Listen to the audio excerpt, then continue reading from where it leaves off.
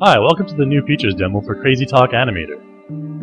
CrazyTalk 6 allowed users to manipulate and animate facial photos and pictures easily with high-quality results using facial puppeteering techniques. You could take any facial image and animate it with a few easy clicks, record your own voice, or use text-to-speech while your on-screen character lip-syncs. However, the one limitation of the CrazyTalk series was that it was restricted to facial animation. Well, not anymore. With the 7th installment of the CrazyTalk series, CrazyTalk Animator, we're taking 2D animation to the next level. CrazyTalk Animator is a revolutionary animation suite with 3D layering mechanics and drag-and-drop multimedia compatibility that allows you to import your characters and props directly from photos. This feature guide will take you through the main things you'll need to know about the next generation of CrazyTalk.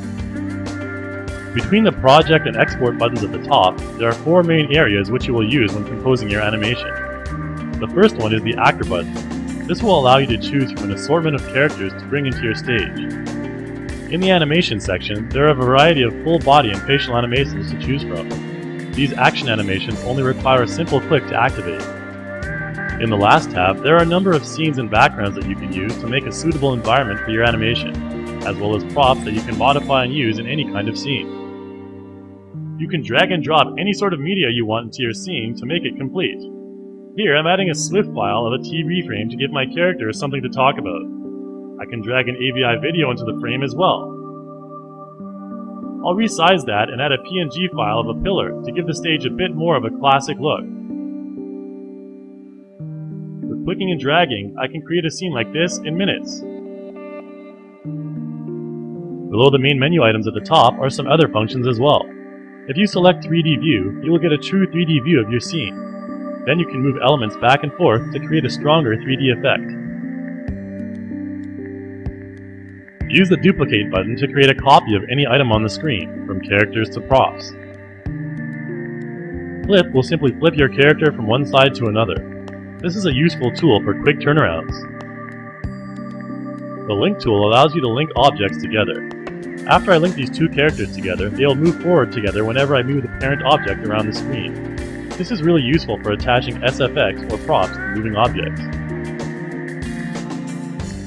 Once you animate your character and props on the scene, you can press F3 to use the timeline to make more detailed modifications to your keyframes. As you can see, there is individual channels for a number of scene elements, including individual body parts.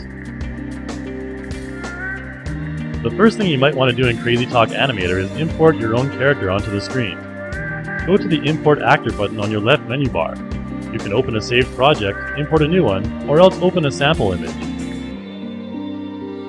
The first few steps are similar to those found in CrazyTalk 6, such as masking and character fitting, only this time you are fitting a body as well as a face. The first few steps are simple. Just place the indicators over the major joints in the body, such as the shoulder, elbows, hips, and knee joints. The first is called the simple mode, and the second is called the basic mode. The third step for actor fitting is a bit more difficult. This is where you have to make sure the entire character is encompassed by the control points and framing. Make sure that all the character material is covered, as well as the entire head. After you finish that, you can move the parts around to see what joints require masking. If you see some weird things jutting out of your joints, that means you need to smooth and mask out those excess areas. The next section you need to know is the Actor and Prop Composer. This is where you can set detailed modifications to your character. As you can see, when you enter the Actor Prop Composer, there are a number of replacement options available at the top of your screen. You can replace face details such as eyes, nose, and mouth, as well as entire body parts. The options for interchangeability are endless. In the Character Prop Composer, you can also replace different body part sprites with your own image files as well. Here I'm using a PNG file of a robot arm to replace this young lad's hand.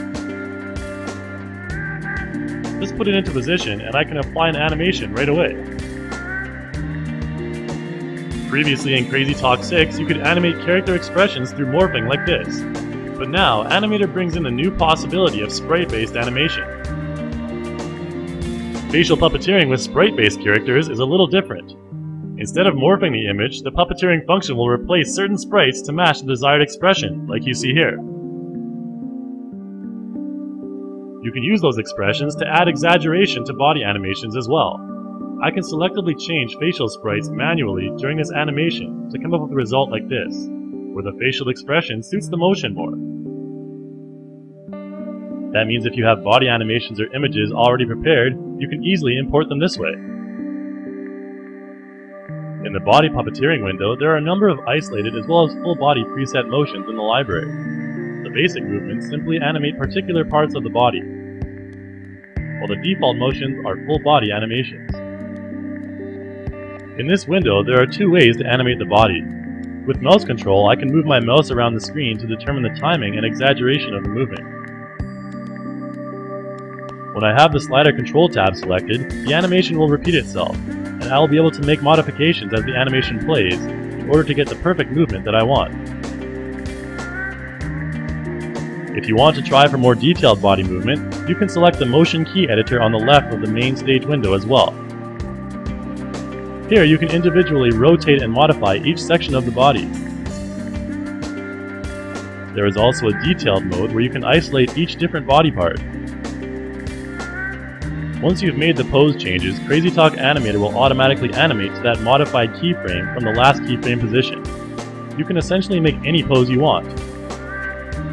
If I change position in the timeline, then change my character's position with the motion key editor, I can manually make him do an exaggerated swaying motion like this. One of the coolest things you can do in CrazyTalk Animator is put together a 3D scene. As I pan through and zoom in and out of this scene, you can get a great 3D feel thanks to the ability to position props in different places on the Z-plane. The props in the scene are interactive as well. By using the sprite editor, many props allow you to import modified and animated sprites that improve the look of your animation and make your job a whole lot easier. Right-click on any prop and use the sprite editor to see if there are sprite replacement options to give your prop a little life. You can also add animated special effects to your scene as well. There are a number of different special effects animations available in the special effects area. You can resize and reposition them anywhere. Thanks for sticking with us for this brief introduction of the many new features that are included with CrazyTalk Animator. We hope you enjoy your experience with this new and fun to use animation software.